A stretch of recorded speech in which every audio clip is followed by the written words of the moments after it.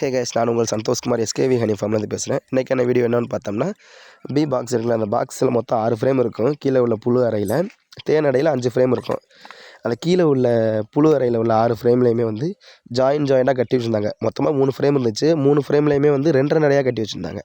அது கொஞ்சம் தப்பாச்சுல்ல, அதை சரி பண்ணணுமா? ஸோ வாங்க அதை எப்படி சரி பண்ணலான்னு பார்க்கலாம். அதை எப்படி பண்ணணும்னா, ஜாயிண்டாக கட்டியிருக்கல ஃப்ரேமு, அந்த எக்ஸ்ட்ரா உள்ள ஃப்ரேம் எல்லாத்தையுமே கட் பண்ணி எடுத்துடணும். ஒரு வேளை 2 அடையாக அந்த ஒரு ஃப்ரேமில் கட்டிருந்துச்சுன்னா அதை தனியாக பிரித்து இன்னொரு எம்டி ஃப்ரேம் இருக்குல்ல, அதில் நம்ம ரப்பர் பேண்டோ இல்லை வாழை நாரோ வச்சு அதை வச்சு கட்டி வச்சிடணும். அதுக்கப்புறம் அதை கண்டினியூ பண்ணிக்கும். அது அப்படியே ஜாயிண்டாக கேப் இருக்க பக்கம்லாம் அதை ஃபில் பண்ணி சரி பண்ணிடும். அந்த எக்ஸ்ட்ரா இருக்க ஃப்ரேமை நம்ம எப்படி அதை சரியான முறையில் கட் பண்ணி அதை எப்படி சரியான முறையில் ஃப்ரேமில் வச்சு நம்ம ஃபிக்ஸ் பண்ண போகிறோம் அப்படிங்கிறதுக்காகத்தான் இந்த வீடியோ. அதை பொறுமையாக வெயிட் பண்ணி தெளிவாக பாருங்கள். புரியலாட்டி சொல்லுங்கள், இன்னொரு தடவை நான் நெக்ஸ்ட் டைம் ஒரு வீடியோ போடுறேன். இந்த பாருங்களேன், அந்த கையில் இருக்குல்ல, இது எல்லாமே வந்து அந்த எக்ஸ்ட்ரா உள்ள ஃப்ரேமு. அது எல்லாத்தையுமே நான் என்ன பண்ண போகிறேன், கத்தியால் நான் கட் பண்ணிவிட்டு எம்டி ஃப்ரேம் ஒன்று எடுத்து வச்சுருக்கேன் வெளியில், அது கீழே பாக்ஸில் தெரியும். அதில் வச்சு ரப்பர் பேண்ட் போடுறேன். அதை எப்படி பண்ணுறேன்னு பார்த்துங்க. இந்த முறையில் தான் நம்ம பண்ணணும். ஒரே ஃப்ரேமில் 2 அடை கட்டியிருந்துச்சு, இல்லை எக்ஸ்ட்ரா சைட்லலாம் பிசுறாக கட்டிருந்துச்சு அப்படின்னா அதெல்லாம் கட் பண்ணி எடுத்துடணும். சின்ன சின்ன பீசஸ் இருந்துச்சுன்னா கட் பண்ணி வெளியில் எடுத்துடணும். ஒருவேளை பெரிய பெரிய பீஸ் மாதிரி இருந்துச்சு, 2 அடை அந்த மாதிரி இருந்துச்சுன்னா அதை கட் பண்ணி எடுத்து எம்டியாக இருக்க ஃப்ரேமில் நம்ம ரப்பர் பேண்டு இல்லாட்டி வாழை நாரை வச்சு கட்டி இந்த மாதிரி வச்சிடணும். இந்த மாதிரி நம்ம பிரித்து வச்சு நம்ம ஃபிக்ஸ் பண்ணால் மட்டும்தான் அது அடுத்தடுத்த ஃப்ரேமுக்கு போகும். இல்லாட்டி ஒரே ஃப்ரேமுக்குள்ளே இருந்துக்கிட்டு ஒரே ஃப்ரேம்லேயே முட்டையும் வச்சு ஒரே ஃப்ரேம்லேயே தேனும் வச்சு அது வாட்டில் டெவலப் ஆகாது பாக்ஸு. ஸோ இதுதான் அதுக்கான முறை. இது எப்படின்னு பார்த்துக்குங்க. பார்த்தீங்களா, நான் ஒவ்வொரு ஃப்ரேமாக கட் பண்ணி எடுத்த எல்லா பீசஸையுமே ரப்பர் பேண்ட் போட்டு அதை ஃபிக்ஸ் பண்ணி வச்சு நம்ம பாக்ஸ்குள்ளே வச்சுருவோம். இந்த எக்ஸ்ட்ரா உள்ள அடை எல்லாத்தையும் எடுத்துடலாமா வெளியில் அப்படின்னு கேட்டால் அது எடுக்கக்கூடாது. ஏன்னா அவங்க இப்போ தான் புழு அறையில் புழுவே வைக்க ஆரம்பிச்சிருக்காங்க. கட்டி 6 ஃப்ரேமே ஃபில் பண்ண ஸ்டார்ட் பண்ணியிருக்காங்க. இது முடித்ததுக்கப்புறம் தான் மேலே உள்ள தேனறைக்கு வந்து அதில் அடை கட்ட ஆரம்பிப்பாங்க. அதுக்கப்புறம் தான் தேன் வைப்பாங்க. ஸோ அதனால் வந்து நம்ம அதை பிரித்து எடுத்துடக்கூடாது. ஏன்னா புழு அறையில் இருக்க ஃப்ரேம் வந்து ஃபில் ஆனால் மட்டும்தான் அவங்க மேலே வருவாங்க. அதை நம்ம பிரித்து எடுத்துட்டோம்னு வைங்களேன், அவங்க பெட்டி டெவலப் பண்ண ரொம்ப நாள் ஆகும். ஒவ்வொரு ஃப்ரேமாக நம்ம இந்த மாதிரி எக்ஸ்ட்ரா வருது கட் பண்ணி வெளியில் எடுத்துட்டோம்னா அது அதுக்கப்புறம் திரும்ப அது கட்டிக்கிட்டே தான் இருக்குமே தவிர நம்ம சீக்கிரம் தேன் எடுக்க முடியாது. நம்ம அதை டெவலப் பண்ணவே முடியாது பெட்டியை. இதுதான் அதுக்கான முறை. எக்ஸ்ட்ரா கட்டியிருந்துச்சு அப்படின்னா எம்டி ஃப்ரேம் இருந்துச்சுன்னா அதில் ரப்பர் பேண்ட் வச்சு போட்டுடணும். ஒரு வேளை புழு அறையிலையும் தேன் அறையில் 2லேயுமே வந்து அது ஃப்ரேம்லாம் கட்டிருச்சு, பூச்சியும் வச்சிருச்சு, தேனும் இருக்குது, எக்ஸ்ட்ரா இருக்குன்னா அந்த மாதிரி டைமில் நீங்கள் கட் பண்ணி வெளியில் எடுத்துடலாம். ஏன்னா அதுக்கு தேவையில்லாத ஒன்று, அது டிஸ்டர்பன்ஸாக இருக்கும். ஆனால் இந்த மாதிரி இருந்துச்சு அப்படின்னா அதை வந்து நம்ம சரி பண்ணி எம்டியாக இருக்க ஃப்ரேமில் நம்ம ஃபிக்ஸ் பண்ணி வைக்கணும் அந்த அடை எல்லாத்தையுமே. அப்போ தான் அவங்க சீக்கிரம் டெவலப் ஆவாங்க. பெட்டியும் வந்து கொஞ்சம் ஹெல்த்தியாக இருக்கும். சீக்கிரம் ஹெல்த்தியாகும், ஸ்ட்ரென்த் அதிகமாகும். இல்லைன்னா ஸ்ட்ரென்த்து குறைஞ்சிக்கிட்டே தான் இருக்கும்.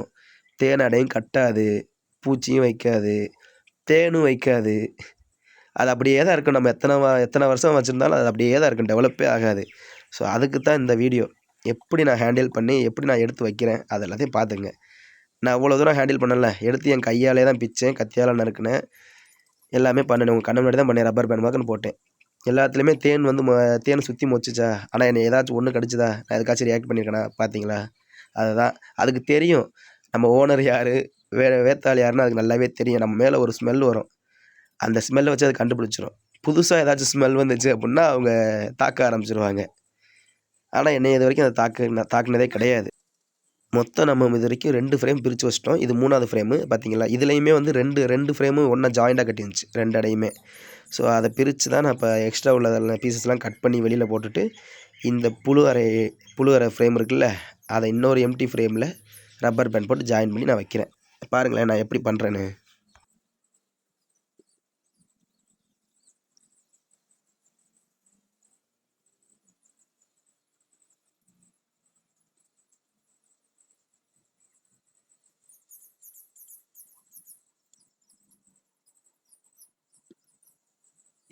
கத்தியை எடுத்து நான் லிக் பண்ணுறேன்ல, அது எல்லாமே வந்து தேன் தான்.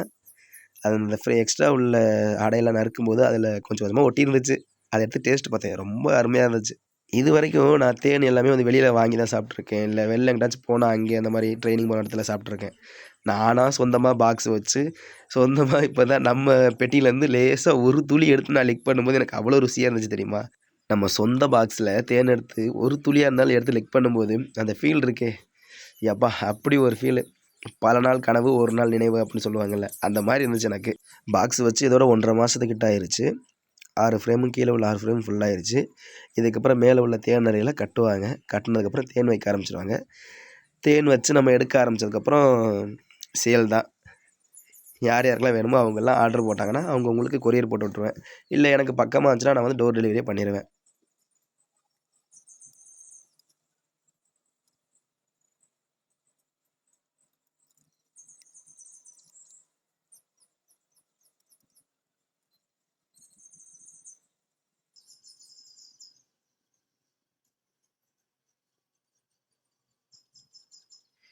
ஒரு சில ஃப்ரேமில் அந்த சைடில் கொஞ்சம் பிசுறு பிசுறாக கட்டியிருப்பாங்க.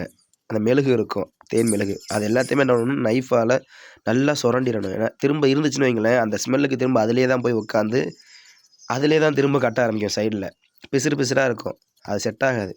ஸோ அதனால் இந்த சைடில் உள்ள எல்லாத்தையுமே சின்ன சின்ன மெழுகு இதெல்லாம் ஒட்டி கட்டியிருக்கும். அது எல்லாத்தையுமே நான் கத்தியால் நம்ம ரிமூவ் பண்ணிவிட்டு அதுக்கப்புறம் தான் வைக்கணும்.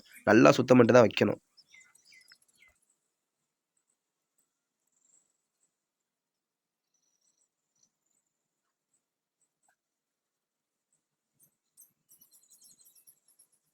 இவ்வளோதாங்க ஈஸி. எவ்வளோ சிம்பிளாக நான் முடித்தேன் பார்த்தீங்களா? இந்த மாதிரி தான் எல்லாமே. கஷ்டம்னு நினச்சோம்னா அது கஷ்டமாக தான் இருக்கும். ஈஸின்னு நினச்சி பண்ணுங்கள், எதுவாக இருந்தாலும் பார்த்துக்கலாம். இதை பாருங்களேன், அந்த கத்தியில் தேன் ஒட்டியிருக்கா, அந்த எக்ஸ்ட்ரா உள்ள பீசஸ் எல்லாம் நறுக்கி எடுத்து அந்த தேன் அடை. அவ்வளோதான், இன்றைக்கான வேலை முடிஞ்சு. இந்த மாதிரி தான் எல்லாமே பண்ணணும். இப்போ என்ன பண்ணணும், நம்ம பாக்ஸை தூக்கி கீழே வச்சுட்டு அந்த அடிப்பலகை இருக்குல்ல, அதை ஒரு தடவை நம்ம செக் பண்ணணும். அடிப்பலகை சுத்தமாக இருக்கா, இல்லை அழுக்காக இருக்கா, இல்லை வேறு எதுவும் அடிப்பலகையில் இந்த கருப்பு வேக்ஸ் மாத் அந்த மாதிரி எதுவும் இருக்கா அப்படின்ட்டு செக் பண்ணணும். செக் பண்ணிவிட்டு ஒரு தடவை க்ளீன் பண்ணிவிட்டு எல்லாம் ஓகே அப்படின்னா பாக்ஸை தூக்கி மேலே வச்சுட்டு பாக்ஸை க்ளோஸ் பண்ணிட்டு நம்ம கயிறு இருக்கும், அதை கட்டுறதுக்குன்னு ஒரு சின்ன நைலான் கயிறு இருக்கும். அந்த கயிறை வச்சு ரொம்ப டைட் பண்ணாமல் மீடியமான பொசிஷனில் டைட் பண்ணி கட்டிட்டு வச்சு நம்ம போயிடணும். அவ்வளோதான். இந்த மாதிரி தான் பாக்ஸு க்ளீன் பண்ணுறது. இதெல்லாம் வந்து எப்படின்னா எக்ஸ்ட்ரா உள்ள அடையை வந்து பிரிக்கிறதுக்கான வீடியோ. பாக்ஸு க்ளீனிங் வீடியோலாம் அதெல்லாம் வந்து அடுத்தடுத்த வீடியோஸில் நான் ஒன்று ஒன்றா அப்டேட் பண்ணிக்கிட்டே இருப்பேன். பாக்ஸுக்கு எப்படி க்ளீன் பண்ணுறது, அதுக்கு எப்படி சுகர் ஃபீட் வைக்கிறது, அதை எப்படி ஹேண்டில் பண்ணுறது, எப்படி அதை நம்ம கூட பழக வைக்கிறது அப்படின்னு எல்லாத்தையுமே நான் ஒன்று ஒன்றா சொல்லி தருவேன். மறக்காமல் நமக்கு சப்ஸ்கிரைப் பண்ணுங்கள், சப்போர்ட் பண்ணுங்கள், லைக் பண்ணுங்கள், பெல் பட்டனை கிளிக் பண்ணுங்கள்.